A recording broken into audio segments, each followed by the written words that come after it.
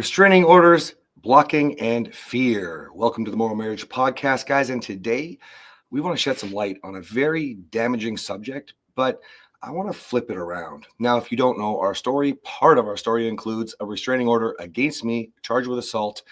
And obviously, you don't get to communicate as freely during that time. And a lot of people... Or at all. And a lot of people come to us because... That feels nice, baby. They come to us because of the fact that they are in the worst of the worst situation, because our story is the depths of hell as we describe it, and we climbed out of it. Now, I wanted to flip this a little bit. Okay, we recently had another client, great testimonial. He got out of the restraining order because he was doing a great job in the program, and his wife dropped the restraining order. Now, the very first thing that you need to uncover here is I want to take this away from you as the person with the restraining order, because often when you have a restraining order, you're hyper-focused on the fact that, well, how am I supposed to show up as a new person? And we can talk about that stuff in a minute, but I want to talk about something very, very important. For those of you in this situation, I know you feel sad. I know you feel, well, let's just go with it, victimized, and a lot of times you blame your partner, okay? This is the first thing you need to address. I blamed you. I was so angry. Was it when we got the restraining order that you were angry?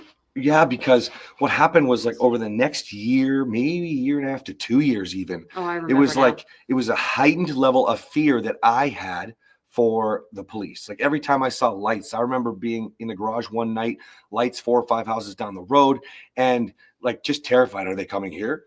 And seeing a police on the street, I was afraid, because if I got called, the way I remember it, and this is maybe not real, but the way I remember it was, if I got pulled over for a speeding ticket, I was going to go to jail. I had to just be a good boy, okay? And so I was afraid. I was afraid to see a police car. I was afraid to see lights. Sirens got me going. And I used to put it back on you. Yeah, how could you do this to me? Right? You remember? Yeah, I do now. I think I must have blocked it. I remember the first time that we separated, there was no restraining order, but you were angry and you blamed me. Yeah. And I also remember another time when we separated and you weren't angry. You were just so sad. The highs and the lows, you guys, right? Yeah, so I had forgotten. I think in the beginning you were really sad, but then you turned into a victim very quickly. Yeah, you victimize yourself very fast when you've done something bad and this has happened. Now, there is a flip side. I know that there are stories that are told to officers at times on either side, which aren't real. I also know that sometimes someone gets charged and they're the ones that call, but they did more damage. I've seen it all, okay?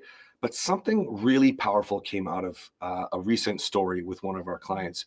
And it's something that reminded Kathryn of how she felt back in the day. You were terrified, like this woman was, that you both were terrified that the husband, in your case me, would blame you forever, that would never understand, that would never accept or acknowledge. In fact, this goes even further. I don't know about this for you, but I know that our client was extremely scared that he would come after her because he was so angry, break the order and do something worse. Stupid. Right? Can you talk about that a little bit, please?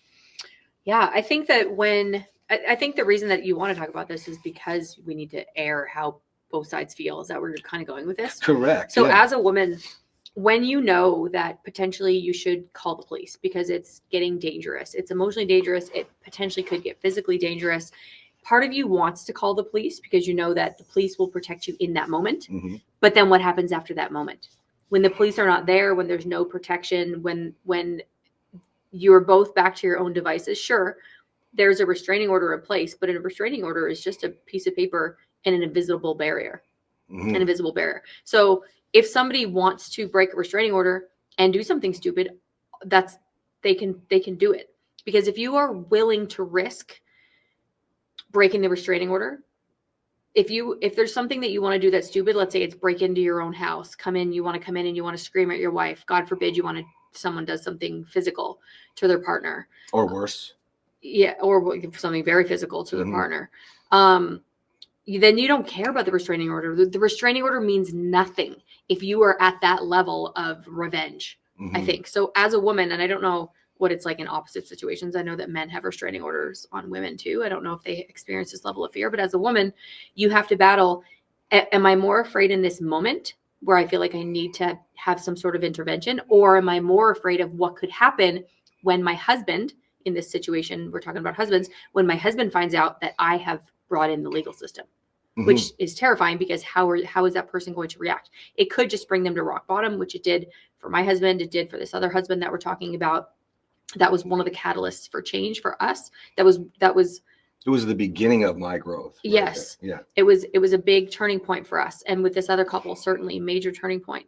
But what if it wasn't? What if this narcissistic man that sometimes I was afraid of, not really physically, but I was afraid physically, even though you didn't hurt me, I still had fear that maybe you would, because he was crazy. Well, it was always escalating. And you were nuts. How could your partner know, if you get physical, where it's going to stop? Where will the line be drawn? And speaking to that, I have had a man where all of the mentors and I were constantly on the phone trying to support this man, because he was contemplating breaking the restraining order. And we actually were worried he was going to drive into the side of the house. For example, that was different couple, right? Different couple. But this was a specific example that we were terrified of, that he was going to, we had to talk about the police. We had to talk about who to get in touch with, the VA, etc. And so it's because even we don't know ourselves in that moment. When you're feeling that angry, if you've allowed it to escalate and escalate and escalate, we don't know what you're capable of. Yeah. Do you even know what you're capable of yourself? If you're tired of following on the podcast and just trying to put the pieces together, hey, why don't you get my book, Disrupting Divorce, or Kathryn's Behind the White Picket Fence, on Amazon. All you have to do is search the title, and they're often and frequently bought together. I often say to my clients, I said this to the men this morning when I was coaching the men, when you're dysregulated, you can't pull logic out of an illogical person or an illogical situation. And when you're dysregulated, you don't really know what's going to come out of your mouth, because when you get to that point, when you have a loss of control, even if you have the skills. So Cass and I have as perfect as a marriage as we can. You got that right. You got your own wife. We have such a beautiful thing, but we both slip. I like to say I'm 97% there, but that 3% is vicious. And in that 3%, like, you're not telling that when I'm the 3%, Kathryn, I'm not wrong. There's no sense in arguing with me, because I'm not wrong. Like, you'd just be stupid to argue. And I know if I'm not in that 3%, if I'm not dysregulated, then I can make sense of everything that's happening and I can see things with clear eyes. But when you are dysregulated, and this is what I'm trying to say with the escalating anger, I don't know what I'm capable of when I'm dysregulated. And I'm not going to go to the point of physical assault and those sorts of things, but verbal assault for sure I'm capable of. Very. So if I'm not capable of it now, that's kind of where my limit is. And so as a man, if you know that you're growing in aggression and you're growing in anger, and you continue to surprise yourself with what you're capable of, you should be afraid of getting into that headspace as well. Absolutely. Women and men, all of you. And I want to just, give you some encouragement or some support here. If you feel like you have to get an order, then you have to get an order. But now let's flip that over to those of you who lie and tell some stories. You make some things up. This you should feel bad for. I know you think you're doing something great because you're trying to prove a point. You're trying to create this space for you that you need or whatever, but you're also affecting a lot more than your spouse's future. The amount of men that we have to work through. And yeah, we have to really do some digging to make sure that there is truth or there is lies. But, the amount of children that are affected in this too, you have to be clear on why you're doing this for obvious reasons. Okay.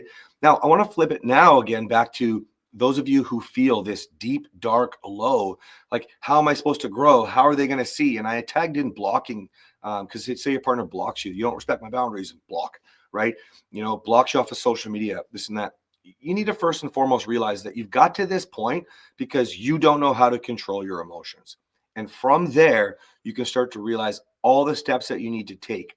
Emotions are the root of your failure, or you can allow them to guide you and be successful. And if you can understand that, why are you sitting in your pain dealing with the shit? You made some mistakes. You're not going to live in those mistakes forever if you decide to do something different.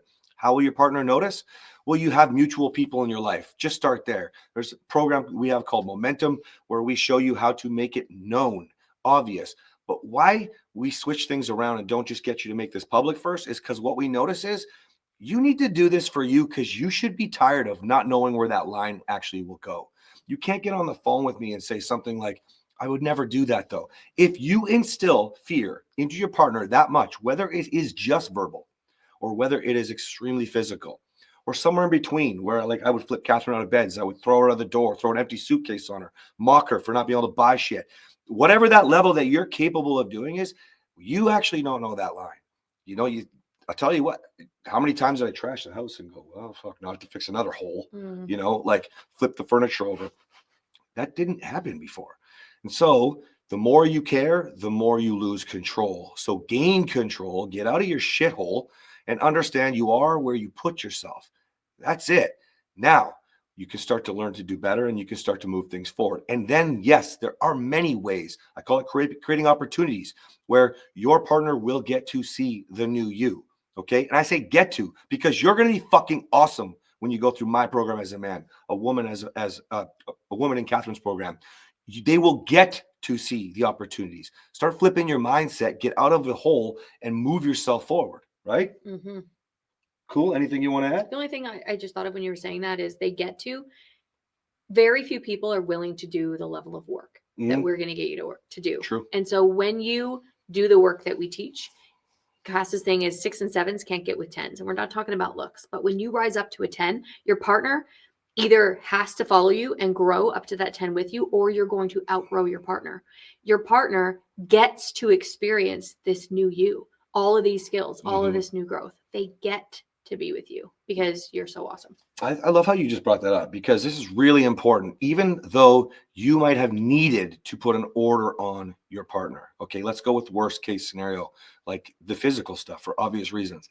This is behavior that is not your fault, but you didn't have the skills necessary to navigate the situations as they escalate until you get to the point. Kathryn would say the same thing for her.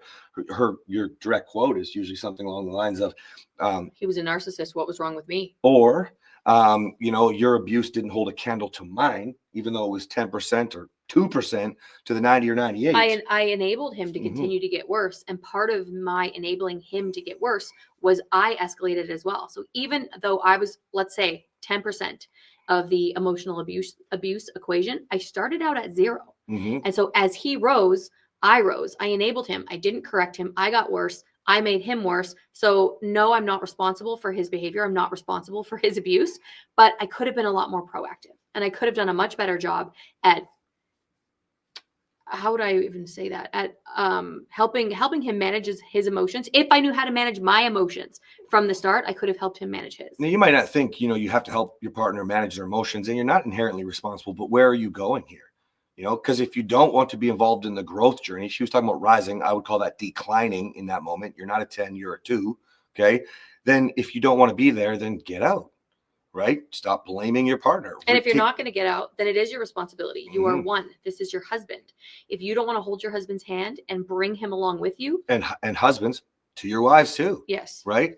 Manage their emotions. It is your responsibility. And not only that, if you don't see it as a responsibility, it's an opportunity. You chose this person, and you should want to bring him or her with you because you are part of the problem. I'm so glad you brought that up. I'm going to talk about opportunity today on we're going to film it. You'll hear it later. But yeah. All right, guys, if you want to know more about the tools that we're talking about here to recognize, to lift your partner, first of all, to manage yourself, okay, and more of our stories, our books, they're out. Disrupting Divorce, Behind the White Picket Fence, and you can move forward today. All right, guys, we'll see you next time. Bye.